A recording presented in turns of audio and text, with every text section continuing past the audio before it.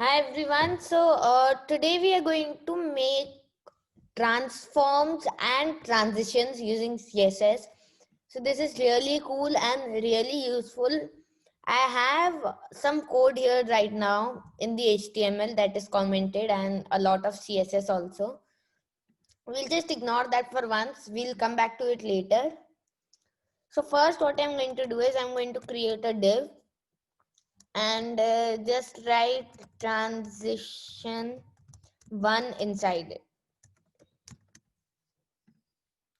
Now what I'm going to do is I'm going to give the div.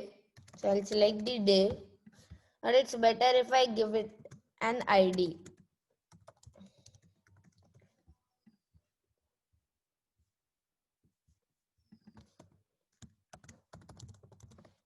Because further also we have a lot of divs, some 10-15 divs. So I'll select the ID, I'll give it the height of 300 pixels, a width of 300 pixels, and a border radius of 50%. So what 50% will do is it will make it a circle. So let's check it out. Okay, so I also need to give it a background color. So background color, I'll make it magenta for now. Great, so see here is the circle.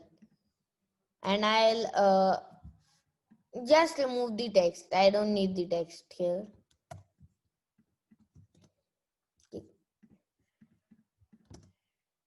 Okay, great. So we have a circle. Now what I want to do is when I hover, I want it to change. So when I hover, so for that remember we did pseudo classes. So we will use the pseudo class of hover. So when I hover on this div, I'll remove its border radius. I'll make it 0 and I'll change its background color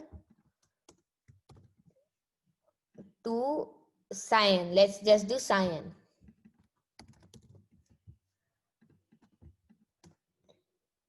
Now see, it is changing when I hover on this div. But the problem is it is too sudden. Like it doesn't look nice. So here comes in a very important property called transition. So I'll just write transition and then some time like 1 second. 1s. 1s stands for 1 second.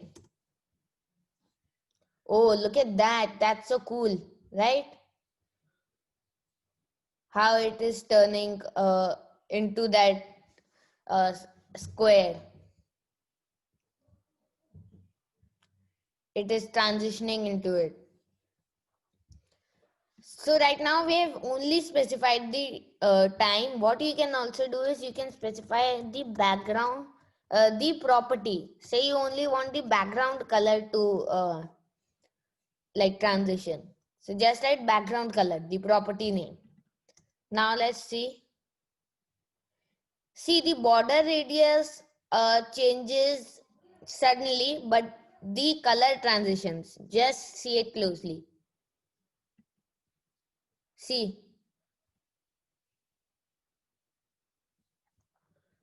So now we are singling out properties. You can also write border radius here. And I'll make it 2 seconds. So now what my code says, sorry, I have to write it like this, put a space. What my code says is that background color should take 1 second and border radius should take 2 seconds. Now let's see what happens. See, it is, if you notice, it is completely cyan before it is a perfect square. It is still a rounded square when it is perfectly cyan. Because changing to cyan is taking only 1 second, whereas changing the border radius to a square is taking 2 seconds. So double the time. Now what you can also do is you can put a space and you can specify the time. the delay time. So say I wanted to start after 10 seconds. So I'll just make the delay 10s. So which means 10 seconds. And I'll give both of them the same.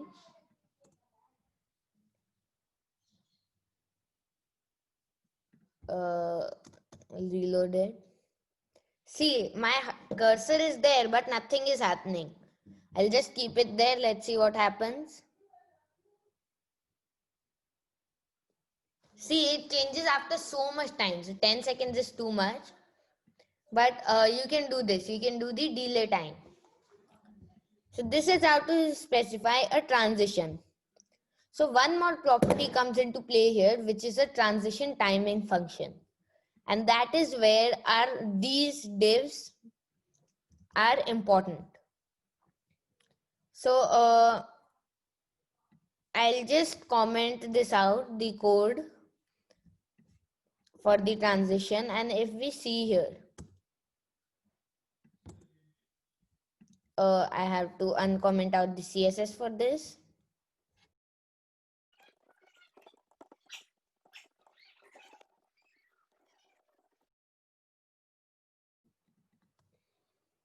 Okay, so see, now we have 4 squares inside a black box. And they have been given the transition to make it move. So there's a transition in the margin. So now see, if I hover, see when they go back, they don't go back the same way. See, this is through timing functions. So you specify how it should go. So first we'll just see the first one, okay, how it goes back. It starts off pretty slow, but then it picks up. So this one is ease in, ease dash in. So it starts slow and then it becomes faster. Now we'll see the second one, which is the green one. Ease out. See, this starts pretty fast, but then it goes on to become slow. Now let's see linear. So ease out is the opposite of ease in. Now let's see linear.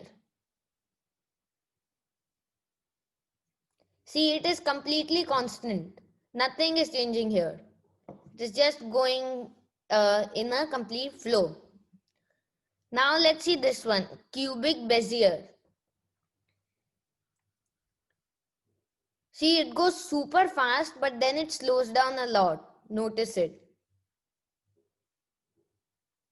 See, it goes so fast. Now let's do ease in, out. So what ease in, out is doing, it is using both ease in and ease out. So see, it starts off slow, then it becomes fast, and in the end it's again slow. Just notice it. So that is ease in, out. So now let's just see the code for these. So first here, the HTML, I've made a section tag which is exactly like a div. Then I've given it the ID of timing, just the ID. Then I've made 5 divs here with the text ease in, ease out, linear, cubic Bezier, and ease in, out. Now in our CSS, first of all, I've given this whole section, this black part, a font size of 30 pixels. Then I've given all of these divs inside the section with the ID timing. So remember, this is a descendant selector, which we read in one of the previous videos. I've given it the margin bottom of 20 pixels and the height and width of 100 pixels. So each of these divs has a height and width of 100 pixels. Now what I've done is I've selected the section, then I've selected the divs inside the function, and then I've used the pseudo class of nth of type. So nth of type 1. So inside the timing section, the first div. So I've given it the background color of magenta, I've given it the color of white, and I've given it the transition of margin left 2 seconds ease in. So see this property, ease in. You can put a space after the time and just write the value. So for the first one, I've done ease in. Now it's the same for the second one. The color has been changed and the timing function is ease out. So this is a timing function, ease out, for transitions. Third one is also similar. The background color has been changed to blue violet and the timing function is linear. Then for the fourth one, the background color is plum and the transition is the timing function is cubic Bezier and then some values. I can never remember this. What I just do is I just do cubic Bezier and then see these options come. I just randomly selected any one of those.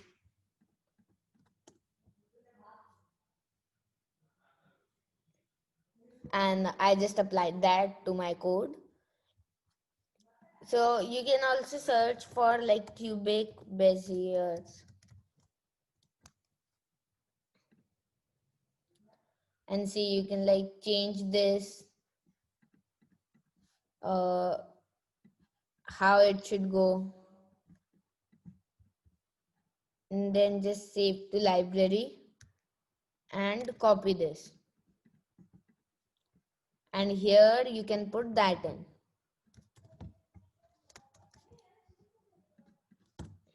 Now let's see now it is changed, it is the opposite. Then the last one again has a change in the background color, it is Peru this time and the timing function is ease in out. So I highly recommend you try all of these. Then for the section, I've given it the width of 300 pixels and the background color of black. And then here is the main animation. So on timing for the section, on hover and to the divs inside that section, I've given them a margin left of 300 pixels and I've given them a transition. And with all that CSS, I made this. So this might seem a little complicated at first, all of this code, but just go slow. Most of it is nothing. I've just used some complex selectors, the descendant selector with pseudo classes and the timing functions, which are very important. So now what we are going to do is we are going to do transforms. So right now I have 10 divs here and in their CSS, they have a background color, a font size, a width, a border radius and a margin top. So now I'm just going to select the first div, nth of type 1. And before I like transform it, I'm going to give all divs a margin of 100 pixels. And I'm going to remove this margin top from here.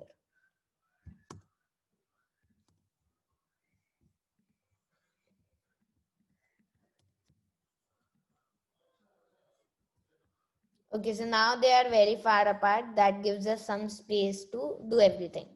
So for the first div, what we are going to do is we are going to use the transform property and the value is scale. So scale is used to make stuff bigger. So here in scale, you have to write how many times bigger. I'll just make it 2 for once.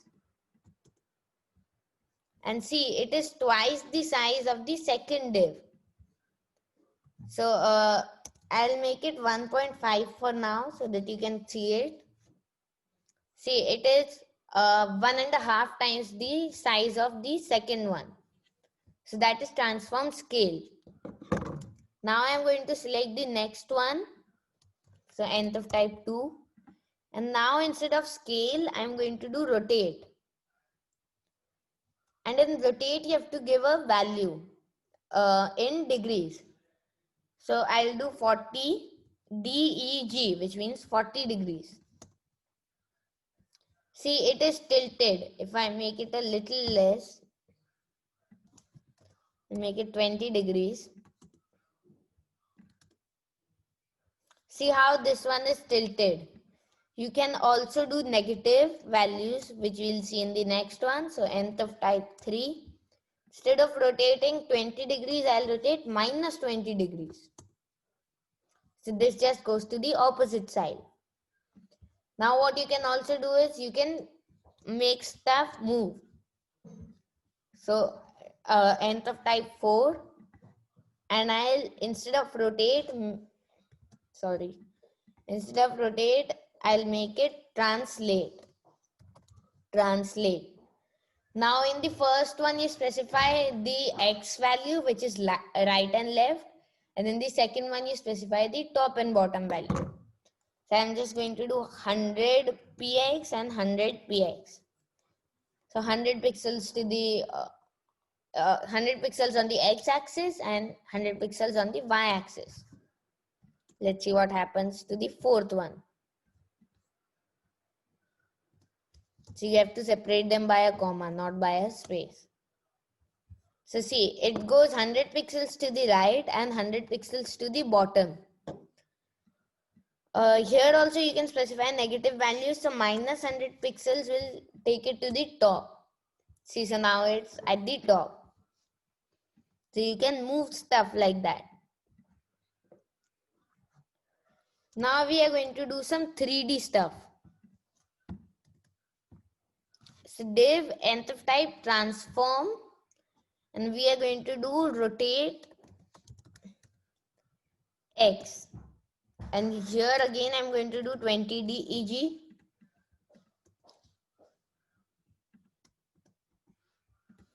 Oh, I have to select the fifth one, sorry.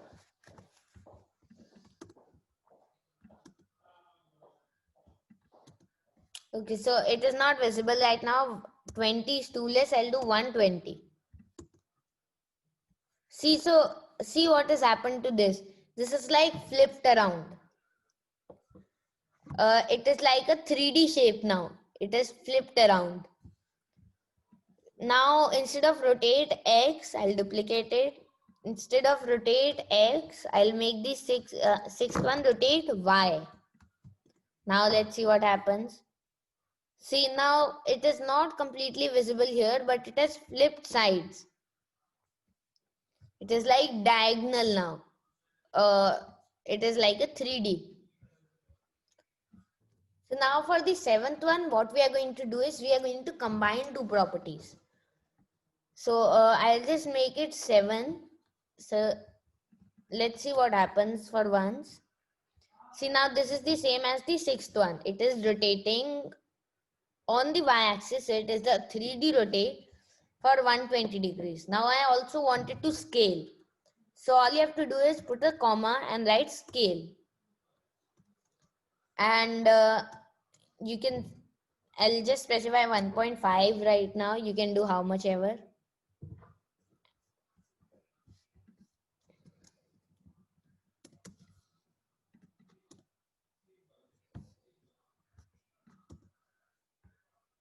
Okay, so you don't have to put a comma, you have to put a space. So I put a space here in between instead of the comma. So when you put the space, you can put two properties. So now see, it is much bigger than the sixth one. Now for the eighth one, what we are going to do is we are going to skew it. So I'll do transform skew. Skew.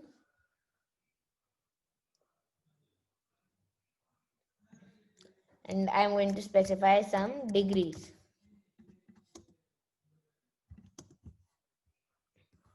See now, so I don't think if you can see it, but it is tilted, the eighth one. If I make it 150 degrees, let's see what happens. See, so now it is tilted to the right side a lot. So that is skew.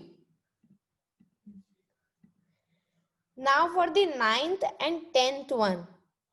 For the 9th one, what you have to do is, you have to make it go up. So you have to do this on your own. You have to make it go up and you have to skew it 180 degrees.